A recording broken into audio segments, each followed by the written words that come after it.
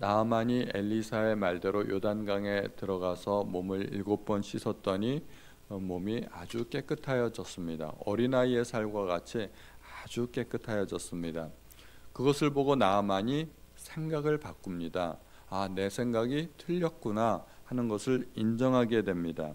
그래서 자기의 신앙을 고백하지 않습니까? 내가 이스라엘 외에는 온 천하에 신이 없는 줄 아나이다. 그뿐만 아니라 자기가 이제 여호와 외에는 다른 어떤 신에게도 제사를 드리지 않겠다고 결단을 합니다.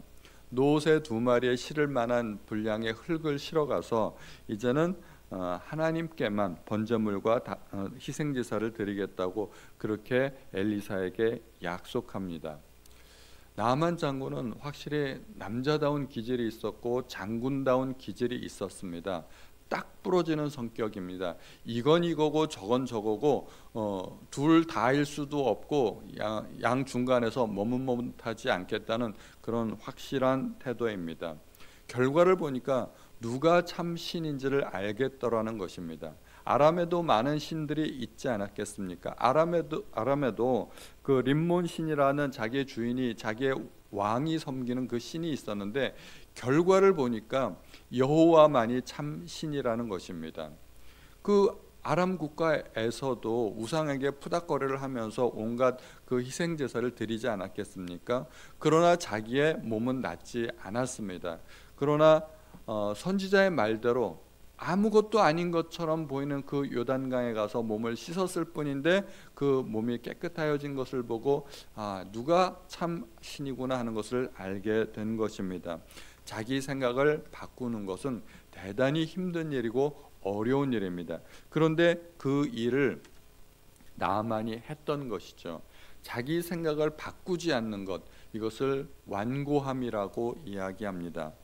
그래서 성경에서는 이 완고함을 우상 숭배의 죄와 같다고 이야기합니다. 완고한 것은 우상에게 절하는 것과 같다고 사무엘 선지자가 그렇게 이야기합니다. 생각을 바꾸지 않는 것이죠. 생각을 바꾸는 것이 사실 그렇게 쉬운 일은 아닙니다. 이스라엘 백성들이 우상 숭배를 할 때 하나님을 완전히 버린 것이 아니었습니다. 하나님도 섬기고 바알도 섬기고 그 두 사이에서 왔다 갔다. 종교적으로는 하나님을 섬기는 듯하지만 그러나 나에게 풍요를 주는 것은 바알이다 생각을 했기 때문에 바알에게 가서 자기의 삶을 의탁했던 것이죠. 그러면서도 종교적으로만 하나님을 찾았던 것이죠. 둘 사이에서 왔다 갔다 하는 것을 보고 하나님께서 기뻐하지 않으셨습니다. 그래서 엘리야를 보내서 갈멜산의 그 유명한 대결을 펼치게 하신 것 아니겠습니까? 그 송아지를 불태우는 그 결과를 보고 이스라엘 백성에게 선택하라는 것입니다. 여호와가 참 하나님은 그만 섬기고 그리고 바알이 신이면 그를 섬기라고 이야기하는 것입니다. 둘 중에 하나만 선택하라는 것입니다. 사실 아합이 그 결과를 똑같이 보지 않았습니까? 하늘에서 불을 내어서 그 송아지를 불태운 것은 분명히 엘리야였음에도 불구하고 아합은 하나님을 섬기기보다 아합과 이세벨이 오히려 엘리야를 죽이려고 하였던 것을 보게 됩니다. 그래서 뻔히 결과를 보고서도 인정하지 않는 것이 사람의 마음이라는 것을 알게 됩니다. 사람의 마음이 얼마나 완고한지요. 또 바로가 있지 않습니까? 바로는 10번의 재앙을 겪으면서도 끝내는 자기의 마음을 돌이키지 않았습니다. 10번씩이나 뻔히 결과를 보면서도 그 초자연적인 하나님의 능력을 보면서도 바로는 자기의 마음을 고치는 듯 하다가 결국은 다시 원점으로 돌아왔던 것입니다. 그래서 마지막 재앙에 결국 자기 아들까지 잃어버리지 않았습니까? 사람이 이렇게 마음을 고치는 것이 생각보다 쉽지 않습니다. 그래서 신약 성경에서는 이것을 견고한 진이라고 고린도후서 10장에서 그렇게 표현하고 있습니다. 절대로 무너지지 않는다는 것이죠. 사람이 왜 신앙이 성숙하지 않을까요? 신앙이 성숙하지 않는 이유는 스스로 그렇게 결단하기 때문입니다. 나는 바뀌지 않을 거야. 나는 바뀌는 것을 원하지 않아. 사람들은 자기가 바뀌는 것을 원하지 않습니다. 의외로 원하지 않습니다. 그래서 성숙하기를 원하지 않고 또 신앙을 받아들이기를 원하지 않는 것입니다. 원하지 않으니까 그냥 이대로, 난 지금까지 이대로도 잘 살았는데 내가 왜 굳이 더 여기서 성장해야 돼? 내가 왜 바뀌어야 돼? 이런 생각을 하니까 절대로 바뀌려는 행동도 하지 않고 자기의 생각도 고집스럽게 갖고 있는 것입니다. 말씀을 들어도 안 바뀌는 이유는 바뀌고 싶지 않기 때문입니다. 그러한 완고함 때문에, 이 절대로 무너지지 않는 견고함 때문에 하나님께서 진노하시는 것입니다. 그러나 이 나아만은 자기의 생각을 바꾸었습니다. 그뿐 아니라 나아만은 성품이 참 괜찮은 기질이 있었습니다. 의리가 있었고 충성심이 있었습니다. 자기가 아람 왕국의 그 신하로서 왕을 섬기는데, 그 왕이 림몬이라 하는 아람의 그 신을 섬길 때 자기가 들어가서 부축하기 때문에 자기도 어쩔 수 없이 그 림몬의 신당에서 몸을 굽힐 때 그것을 용서해 달라고 엘리사에게 이야기를 합니다. 사실 이런 얘기까지는 안 해도 되지 않습니까? 안 해도 되는 일입니다. 자기의 마음속에 내가 마음속으로만 정직하면 되지 하고서 안 해도 되는 일인데, 이것을 엘리사한테 고백하면서 내가 어쩔 수 없이 나의 마음은 원하지 않지만 내 주인을 섬기기 위해서 림몬 신당에 들어갈 때 그것을 여호와께서 용서해 주시기를 원하나이다 라고 이야기합니다. 이 나아만은 대단히 정직한 사람이었습니다.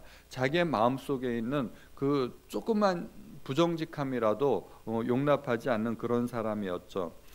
오늘 본문에서는 이 나아만과 또 엘리사의 종이었던 게하시가 두 인물이 참 비교되면서 나타나고 있습니다. 나아만은 이방 사람이었지만 평생 여호와의 이름을 들어본 적도 없던 사람이 어쩌다 우연히 들어서 그런 은혜를 받게 되었지만 참 신앙이 있는 사람이었습니다. 뭔가 선택할 수 있는 결단력이 있는 사람이었습니다. 그러나 게하시는 마음속에 탐욕이 가득한 사람이었습니다. 이 엘리사에게 나아만이 선물을 주었지만 엘리사는 끝까지 거부했습니다. 그런데 그것을 보고 게하시가 아까워했던 것이죠.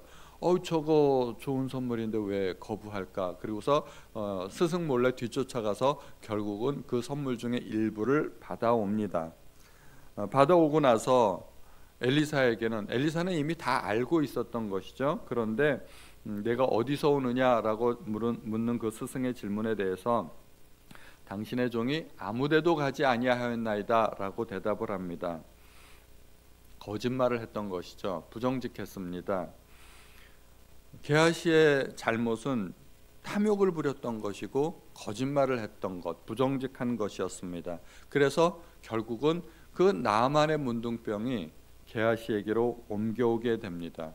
그런데 놀랍게도 엘리사가 이야기하는 것은 게하시의 죄는 탐욕도 아니고 부정직도 아니라는 것입니다.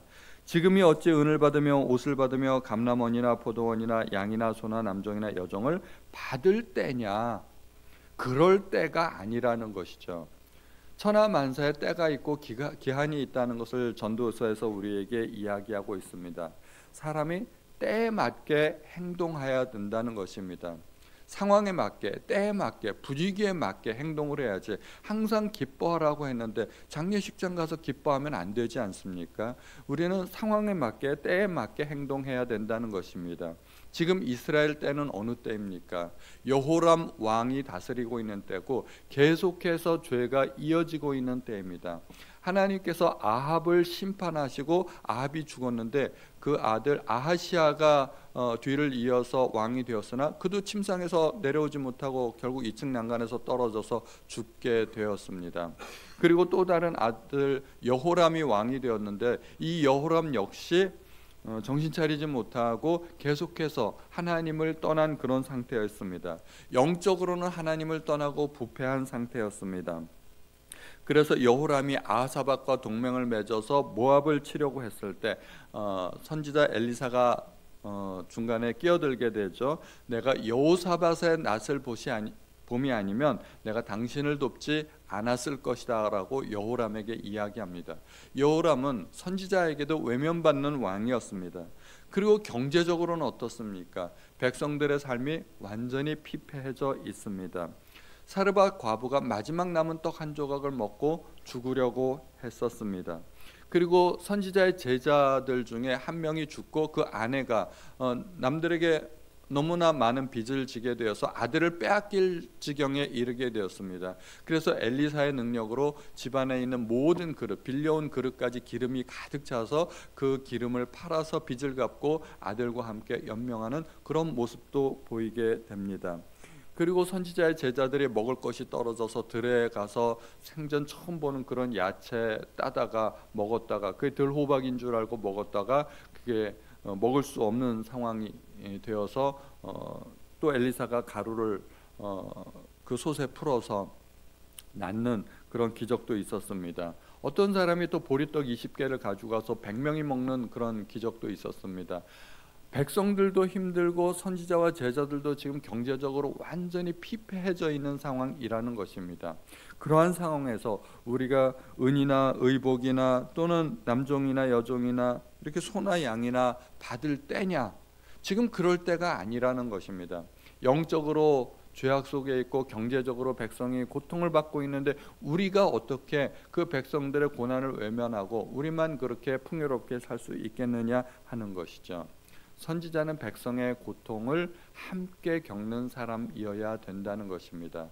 선지자가 백성들에게 너희들이 죄를 지었으니까 죄값을 너희가 감당하라 그러고 백성들에게 죄를 전가하고 자기는 그 고통에서 떠나 있는 사람이 아닙니다. 선지자는 백성들과 함께 고통을 받으면서 그 고통 속에서 백성들에게 회개의 메시지를 전파하는 그런 사람이어야 한다는 것입니다. 게하시는 백성들의 그 고통을 감당하지 못하는 사람이었던 것입니다. 그래서 그것을 이해하지 못했기 때문에 엘리사는 게하시에게 그 나병을 전가시켰던 것입니다. 백성들의 고통, 백성들의 죄악 이런 것을 보고 마음속에 통탄하고 안타까워하는 마음, 그것을 가진 사람이 선지자이고 그 제자이어야 된다는 것입니다. 오늘 말씀이 우리 모두에게 은혜가 되고 하나님과 세상 사이에서 결단하시는 우리 성도님들 되시기를 주님의 이름으로 축원드립니다. 하나님 아버지, 오늘도 저희에게 하나님의 말씀을 들려주시니 감사드립니다. 우리도 하나님을 섬기면서 세상에서 살아갈 때는 세상 사람들과 똑같은 생각과 똑같은 마음을 가지고 그들의 삶을 본받아서 살 때가 얼마나 많은지요. 하나님, 우리도 결단할 수 있도록 도와주옵소서. 하나님이 참 하나님이시면 오직 하나님만 섬길 수 있도록 도와주옵소서. 모든 말씀을 우리 주 예수님의 이름으로 기도하였습니다. 아멘.